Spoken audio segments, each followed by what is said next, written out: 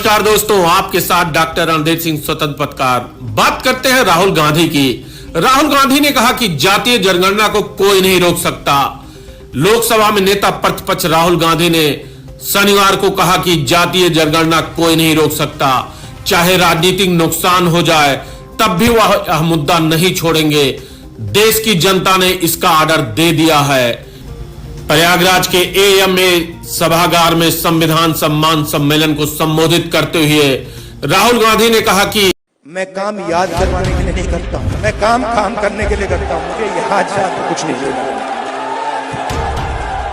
तो सीरियस राजनेता होते हैं, उनकी लाइफ में कभी कभी राजनीति से आगे चीज बढ़ जाती है। मैं जाति जनगणना राजनीति के लिए नहीं करता, और मेरे लिए ये मिशन है, आने वाले समय में पॉलिटिकल नुकसान भी होगा तब भी करूंगा।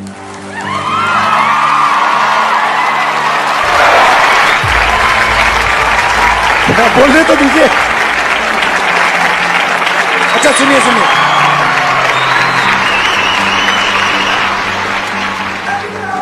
Love you brother. तो हुआ क्या, जब मैं छोटा था मैं दादी के पास गया। मैंने कहा दादी, जब आप मरेंगी, मरने के बाद आपको कैसे याद करना चाहिए? दादी का जवाब पता है क्या था? मैं चाहती हूँ कि याद ही ना करें। मतलब क्लैरिटी थी, मैं काम याद करवाने के लिए नहीं करता, मैं काम करने के लिए करता हूं। मुझे याद का कुछ नहीं लेना देना। मैं यहां क्लियरली कहना चाहता हूं, जाति जनगणना से सिर्फ आबादी पता लगेगी। वो बहुत जरूरी कदम है, क्योंकि भागीदारी से पहले आबादी के बारे में पता होना पड़ेगा, क्योंकि भागीदारी तक हम बिना आबादी के तो पहुंच ही नहीं सकते। मगर आबादी लास्ट कदम नहीं है। मेरा विजन है कि हिंदुस्तान में धन किस प्रकार से बांटा जा रहा है, ओबीसी के हाथ में कितना है, दलितों के हाथ में कितना है, पहली बात।